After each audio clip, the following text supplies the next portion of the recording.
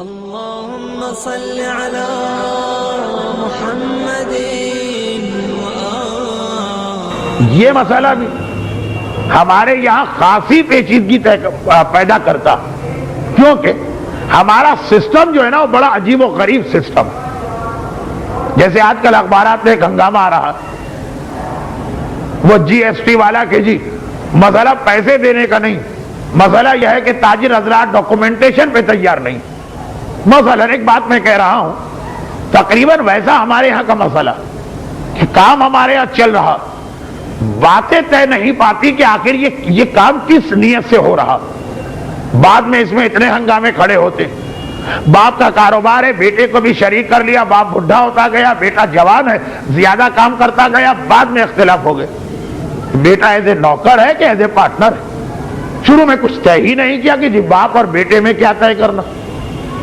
ایک حدیث ہے پیغمبر کی کہ اگر اجنبی ترین آدمی بھی ہے تو اس سے اس طرح سے ملاقات کرو، تعلقات قائم کرو جیسے اپنے سگے بھائی سے. اور اگر مالی معاملہ تو اپنے بھائی اور باپ سے بھی اس طرح سے بات کرو کہ جیسے کسی مخالف سے بات کر رہے ہو. گرچہ لفظ بلفظ اس طرح سے معاشرے میں عمل مشکل ہے، لیکن ایک تصور ہے، باتیں طے نہیں ہوتی. مکان خریدا باپ کے نام سے گیا، لیکن کچھ پیسے باپ نے دیے، کچھ قسطیں بیٹے نے بھری، اب آخر میں جھگڑا ہو گیا، طے نہیں ہو پا رہا. اور وہی بات جو میں 2 دن سے کہہ رہا ہوں یہاں پر بغیر میرے کہے آ جاتی کہ 100 200 500 کی چیز میں اختلاف ہو تو یا یہ صبر کر جائے یا وہ صبر کر جائے. جہاں لاکھوں کی چیز اور بقول ایک شخص کے کہ میری ساری زندگی، وہ بیٹا کہتا ہے جو اصل جوانی کے 10 سال تھے وہ تو میں نے باپ کی دکان میں لگا دی، اب اتنا آسان نہیں ہے چھوڑنا. تو اب یہ سارا مسئلہ وہ کہ ہمارے یہاں ان چیزوں میں کوئی ڈاکومنٹیشن ہے بھی نہیں اور ہم کرنے کو بھی تیار نہیں. ڈاکومنٹیشن سے اسلام کی مراد یہ کہ کاغذ پہ کچھ نہ لاؤ لیکن واضح طور پہ طے کر لو کہ بیٹا باپ کے گھر میں کرایہ دار کے طور پہ رہ رہا ہے کہ باپ نے واقعاً اس کے لیے ہر چیز معاف کی، دکان پہ ایک نوکر کے طور پہ کام کر رہا ہے کہ ایک پارٹنر کے طور پہ کام کر رہا. فطرے میں یہ بات کہاں سے آ گئی؟ جی ہاں، ربط سے میں چل رہا ہوں، بے ربط نہیں. فطرے میں یہ بات ایسی آئی کہ اگر آپ کسی خاندان کا جز ہیں تو چاہے ساری کمائی آپ کرتے ہو، فطرہ آپ نہیں دے سکتے، فطرہ دے گا ہیڈ آف دا فیملی. اب ہمارے جوائنٹ فیملی کے گھروں میں بعض اوقات یہ طے کرنا مشکل ہے کہ ہیڈ آف دا فیملی بیٹا ہے جو کما کے لا رہا ہے یا باپ ہے جس کے ہاتھ میں تنخواہ رکھی جا رہی. باپ تو پھر بھی ایک حیثیت رکھتا، لیکن جہاں باپ کا انتقال ہو گیا، بیوہ ماں جس کا کوئی حصہ مالی معاملات میں نہیں ہے لیکن ساری اولادیں لا کے تنخواہ ان کے ہاتھ میں رکھ رہی. فقہی اعتبار سے یہ ایک مشکل ترین مسئلہ کہ فطرہ ماں کو دینا ہے کہ بیٹوں کو دینا، واجب کسی ایک پر. لیکن چونکہ ہمارے یہاں کچھ طے نہیں ہو رہا کہ یہ جو بیٹا یہ اپنی تنخواہ ماں کے ہاتھ میں احترام کے طور پہ دے رہا کہ باقاعدہ ان کو مالک بنا دیتا. اگر مالک ماں بن جاتی اس کا مطلب یہ ہے کہ ماں کے پیسے سے بیٹے کا گزارا ہو رہا.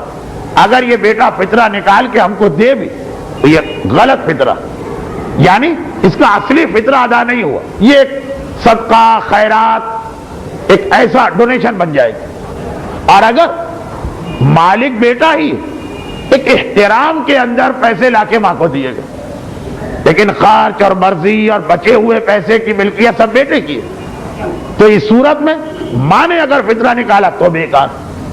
گرچہ یہاں پہ وہی اصول جو میں نے کہا کہ اگر زیادہ کنفیوژن ہو رہا تو ٹھیک ہے، اس بیٹے کی حد تک دونوں فطرہ نکال لیں.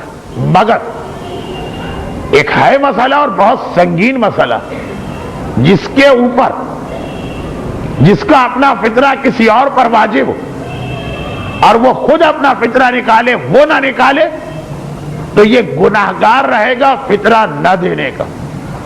اب آئیے فطرے کے مسئلے سے ہم آگے بڑھیں.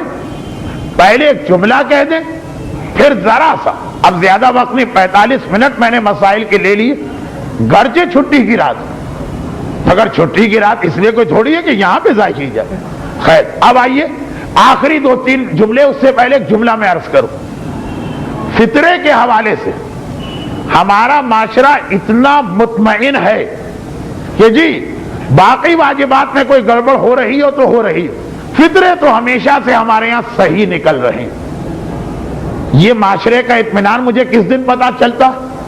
جب کبھی یہ مسئلہ زیر بحث آتا کہ کسی آدمی کے مرنے کے بعد پہلے اس کے مال میں سے اس کے مالی واجبات نکالے جائیں گے، پھر وارثوں کا حق شروع ہوگا. چنانچہ سورہ النساء جس کی تلاوت آپ نے 3 رمضان کو کی، بار بار یہ آیت آئی، بعد دین او وصیت یوصی بہا. نص قرآنی ہے اس میں کہ اے وارث تمہارا حق شروع ہوتا ہے بعد دین، قرضوں کے بعد اور وصیتوں کے بعد. تو مالی واجبات پہلے، یعنی اگر مالی واجبات میں میراث ختم ہو گئے تو بیٹے کا، بیٹی کا، بیوی کا، ماں کا کوئی حق نہیں. اب پوچھا گیا مالی واجبات کیا؟ ہم نے کہا مرنے والے پہ زکوٰۃ واجب تھی. کہا کہ کرنسی نوٹ کے مسئلے کی وجہ سے واجب نہیں تھی. خمس واجب تھا، پہلے وہ نکلے گا. قرضے واجب تھے، وہ نکلیں گے. فطرے واجب تھے، وہ نکلیں گے. باقی ہر چیز میں ایک لمحے کے لیے وارثوں نے سوچا ہاں شاید کچھ چیزوں پہ خمس ہو، شاید قرضے ہو. فطرے کی بات کی کہ آگے بڑھ جائیے. یہ تو کوئی کہنے کا مسئلہ نہیں. روزے بھی جو لوگ نہیں رکھتے، فطرے کی رقم اتنی معمولی کہ وہ تو ہر آدمی دے دیتا، لیکن جب اس کے مسائل کی گہرائی میں ہم جاتے ہیں تو اتنا پتا چلتا کہ بہت سارے لوگ ایسے ہیں جو فطرے یا دے دیتے ہیں تو غلط دیتے. غلط کا مطلب گناہ نہیں ہوتا، لیکن فطرہ ان کے اوپر باقی رہتا. یا وہ فطرہ توڑنے کا مسئلہ، یا غلط آدمی کو دینے کا مسئلہ، یا واجب ہم پر ہے نکال ہماری ماں نے دیا، یا واجب ماں پہ تھا نکال ہم نے دیا، یا مہمان کا مسئلہ. اب اتنے سارے جملوں ایک جملے کو آج پھر دوہرا دوں اس لیے کہ باقی ساری چیزیں آج ہی آئی ہیں. ایک جملہ کل آ گیا تھا، مجمع سے فائدہ کیوں نہ اٹھاؤ کہ جس کو فطرہ دے اسے بھی صحیح آدمی ہونا چاہیے. اور صحیح آدمی سے مطلب یہ غریب ہو، بے نمازی نہ ہو اور کوئی گناہ کھل کے نہ کرتا ہو.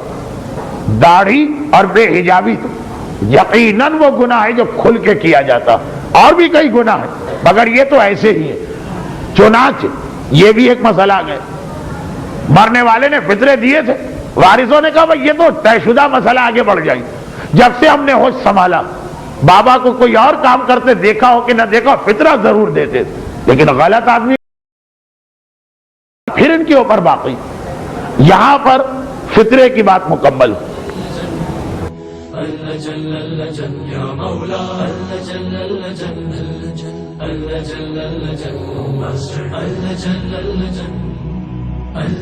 يا صاحب السماء